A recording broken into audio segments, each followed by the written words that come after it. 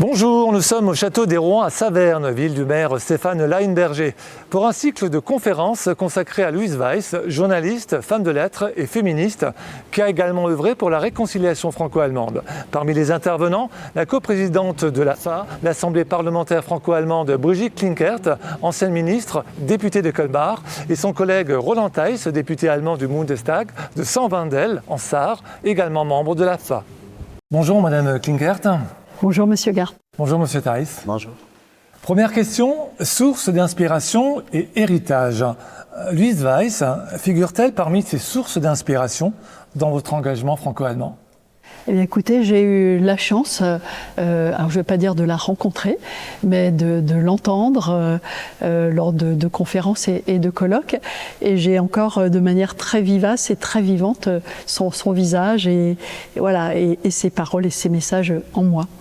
Donc elle est une source d'inspiration, mais avec beaucoup d'autres femmes et hommes de sa génération, et puis aussi l'un ou l'autre plus récent. Elle est source d'inspiration, oui, pour l'Europe, l'union de l'Europe, pour la paix et pour la coopération et l'amitié franco-allemande. Quels sont les autres personnages historiques ou contemporains qui vous inspirent donc pour cette coopération franco-allemande ? Alors ils sont très nombreux, évidemment Schuman, De Gaulle, Konrad Adenauer, puisque ce sont eux, Konrad Adenauer et De Gaulle, qui ont mis en place le socle de cette coopération et de cette amitié franco-allemande, mais également Simone Veil et son engagement si fort pour l'Europe en tant que présidente du Parlement européen. Et puis de manière plus récente, mon grand-père aussi, Joseph Rey, qui était résistant, prisonnier par les Allemands et qui ensuite très rapidement a su tendre la main à nos voisins. Et puis le dernier d'entre eux, je voudrais le citer, c'est Wolfgang Schäuble, ancien président du Bundestag, que je connaissais bien et qui avait coutume de dire que cette amitié franco-allemande, il faut la cultiver chaque jour. Monsieur Theiss, vous, Louise Weiss, que représente-t-elle pour vous ? Elle vous inspire aussi dans cet engagement franco-allemand ? Oui, bien sûr, parce que vous savez peut-être, ma famille est d'origine alsacienne, donc Louise Weiss est une des personnalités qui a marqué l'esprit d'une génération, qui a reconstruit l'Europe, qui a construit la réconciliation, et c'est tout d'abord un exemple de courage et de clairvoyance qu'elle est. Donc oui, Louise Weiss aussi est d'une grande actualité pour nous en tant que décideurs politiques aujourd'hui. Et les autres personnages historiques ou contemporains qui vous inspirent pour la coopération franco-allemande ? Je pense que Brigitte les a presque tous nommés. Je vais juste ajouter une autre idée peut-être, parce que l'amitié franco-allemande, bien sûr, c'est le produit de décisions politiques aussi, mais c'est surtout l'amitié entre les peuples, entre les Français et les Allemands, qui étaient prêts à se réunir après ces guerres désastreuses. Et le courage qu'ils ont prouvé, ça les rend tous des héros. Donc les citoyens, les Français surtout, qui après la guerre ont eu le courage de dire oui, nous voulons être amis avec les Allemands. Ça, c'est quelque chose qui m'inspire encore aujourd'hui. J'aimerais aussi avoir votre commentaire sur cette pensée de Louise Weiss, sur cette citation « Les peuples ne se comprennent pas parce qu'ils ne se connaissent pas ». Je crois qu'elle a entièrement raison et c'est tout à fait d'actualité aujourd'hui encore. Déjà, il faut avoir envie de connaître l'autre. Tout le monde ne le fait pas. Et puis ensuite, pour le connaître, eh bien, il faut aller vers lui et si possible aussi parler sa langue. Et c'est justement l'un des combats que je mène, que l'on puisse développer l'apprentissage de l'allemand, développer ici en Alsace et en Moselle le bilinguisme français et allemand, parce que lorsqu'on parle une autre langue, par exemple l'anglais, on parle à la tête, on parle au cerveau, mais lorsqu'on parle la langue de l'autre, l'allemand en l'occurrence, on parle à son cœur. Votre avis, Monsieur Theiss, sur cette citation de Madame Weiss, les peuples ne se comprennent pas parce qu'ils ne se connaissent pas. Ouais, malheureusement, c'est peut-être encore le cas.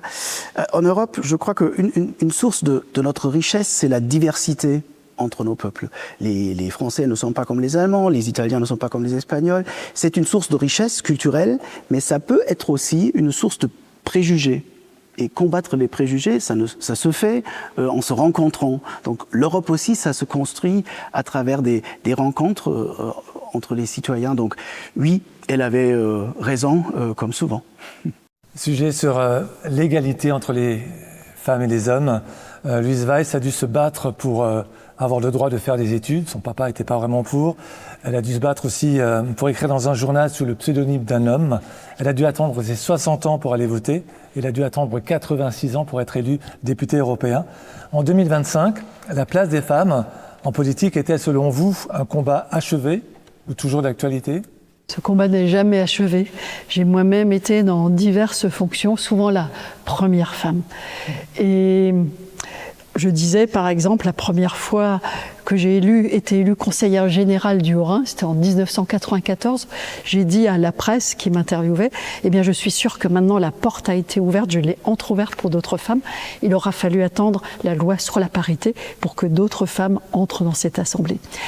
Aujourd'hui encore, même si la présidente de l'Assemblée nationale est une femme, la présidente du Bundestag aussi, la présidente de la Commission européenne également, eh bien, je pense qu'il ne faut pas lâcher, il ne faut rien lâcher. On le voit, suite à la dissolution à l'Assemblée nationale, nous sommes moins de femmes députées que nous l'étions précédemment. Donc c'est un combat de chaque jour là aussi. Votre point de vue d'Allemand, de député allemand, sur le combat des femmes? Je ne peux que souligner ce que Brigitte vient de dire. Vous savez, moi j'ai 2 enfants. J'ai un garçon de 3 ans et une fille de 6 ans. D'ailleurs, ils sont tous les deux français et allemands. Et moi, je voudrais bien vivre dans une société et dans un monde où, d'abord, ils sont tous les deux européens d'abord, et pas que français ou allemands. Et ensuite, que filles ou garçons, ils sont des êtres humains avec les mêmes opportunités, les mêmes chances. Je pense que c'est un monde qui reste encore à construire. Question sur la coopération franco-allemande passée et présente. Louise Weiss a connu l'Alsace allemande, les 2 guerres mondiales entre la France et l'Allemagne, la montée du nazisme. Malgré tout, elle a œuvré pour la réconciliation. Diriez-vous aujourd'hui que la relation franco-allemande est suffisamment solide aujourd'hui et que reste-t-il à faire éventuellement ? Moi, je me réjouis vraiment des bonnes relations entre le président de la République française, Emmanuel Macron, et le nouveau chancelier, monsieur Merz. C'est très très important parce que ce soit au niveau des gouvernements, au niveau des parlementaires ou au niveau des citoyens, pour qu'une coopération entre 2 pays fonctionne, il faut minimum 3 ingrédients. Le premier, il faut avoir un objectif. Le deuxième, il faut avoir l'objectif, en général, on l'a. Le deuxième, il faut avoir une volonté politique. En général, on a une volonté politique. Le troisième, c'est parfois plus compliqué. Il faut avoir des relations personnelles très fortes avec, j'ai envie de dire, avec son partenaire, le partenaire allemand en l'occurrence, pour que ça fonctionne. Et aujourd'hui, c'est le cas. Et ça, c'est d'une aide juste incroyable. Monsieur Thaes, sur les relations franco-allemandes et le lien aujourd'hui, est-il suffisamment solide ? Alors, tout d'abord, je veux souligner ce que Brigitte vient de dire. Je pense que nous avons une nouvelle dynamique dans le franco-allemand, grâce aux bonnes relations entre les 2 gouvernements, notamment entre Macron et Merz, mais aussi sur le niveau des ministres, sur le niveau des parlementaires.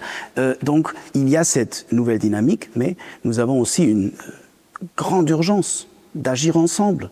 Nous le savons très très bien. Nous n'allons pas garantir la paix si nous restons dans nos réserves nationaux. Il faut travailler plus ensemble en matière de défense, par exemple. Et ça, il n'est pas suffisant si la France et l'Allemagne travaillent ensemble, mais il est nécessaire que nous construisons déjà un compromis entre nous deux, un chemin commun entre nous deux, pour lequel nous pouvons convaincre nos partenaires européens, la Pologne, mais aussi la Grande-Bretagne, en dehors de l'Union européenne. Ça, c'est urgent, ça, c'est important. Et ensuite, je pense qu'il ne faut pas négliger, à côté de tout ça, que l'amitié franco-allemande, c'est aussi une question de la société civile.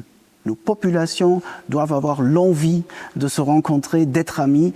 Et je pense que là aussi, nous avons encore beaucoup de choses à faire. Question d'actualité sur les défis de l'immigration et des frontières. Vous l'avez évoqué lors de cette conférence Louise Weiss.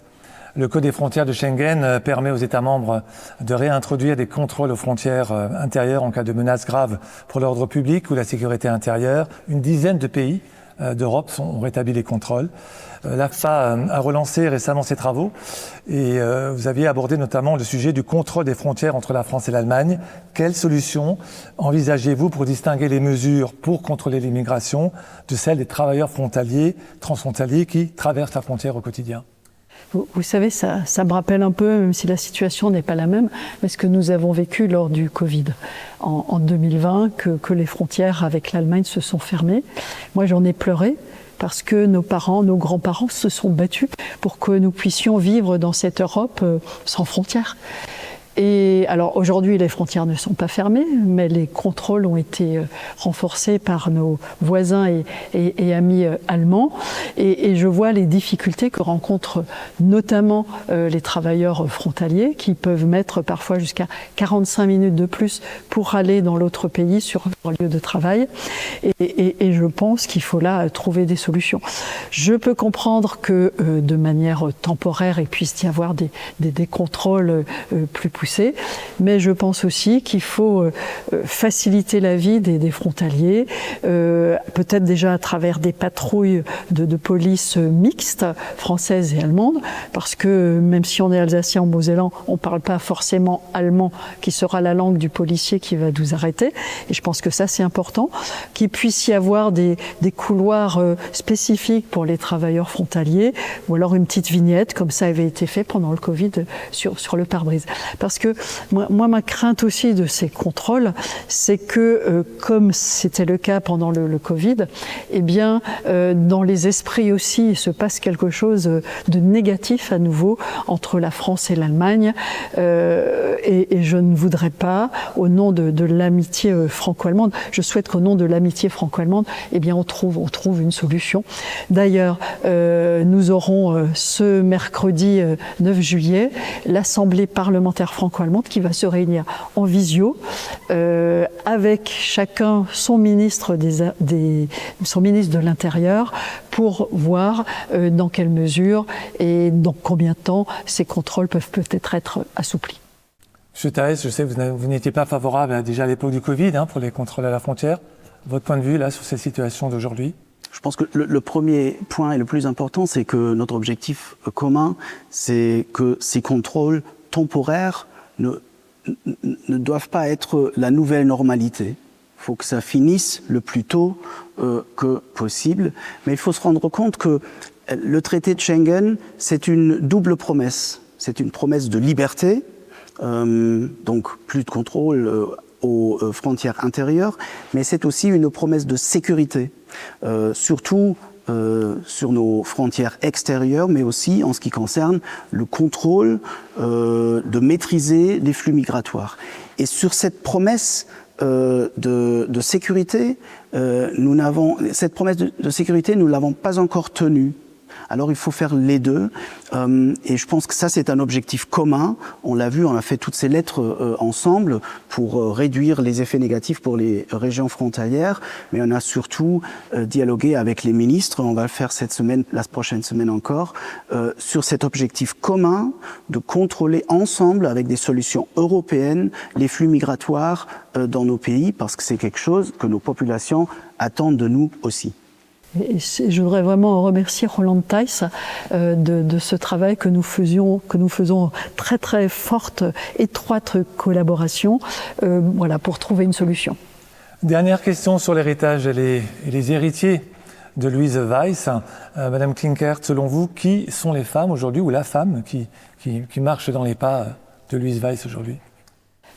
Elles sont nombreuses.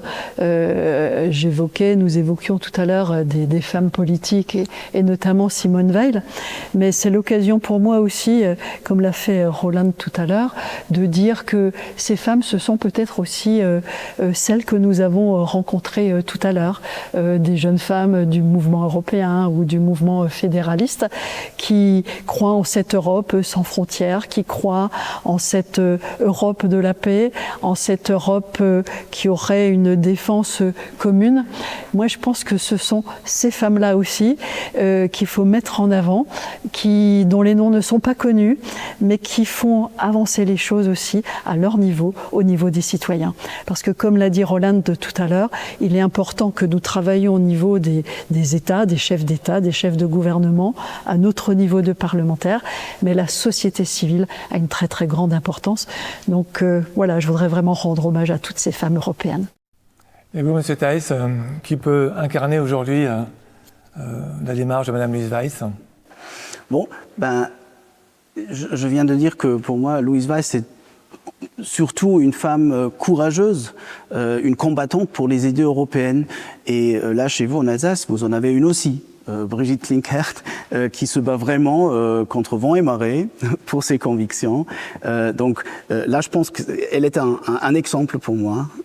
Et ensuite, je veux aussi penser, quand vous parlez de femmes courageuses qui se battent pour un avenir européen, à toutes ces femmes en Ukraine en ce moment, qui vivent cette guerre affreuse, et qui se combattent depuis tant d'années maintenant avec un rêve, peut-être, qui est le rêve d'une Ukraine européenne vivant en paix ensemble avec ses voisins. Et donc, je pense qu'il y a beaucoup d'héritières de Louise Weiss et c'est une bonne nouvelle pour l'Europe. Mesdames et messieurs, merci. Merci Madame Klinkert, merci Monsieur Thijs, merci d'avoir répondu à nos questions. Merci. Merci pour leur participation à la coprésidente de l'AFA, Brigitte Klinkert, députée de Colmar, ancienne ministre, et à Roland Thijs, député allemand de Sanwendel en Sarre, membre de l'AFA, l'Assemblée parlementaire franco-allemande. Nous étions au château des Rouen de Saverne, la ville du maire Stéphane Leinberger, pour un cycle de conférences consacré à Louise Weiss. C'était la première édition de l'école d'été de la paix organisée par l'Académie Louise Weiss.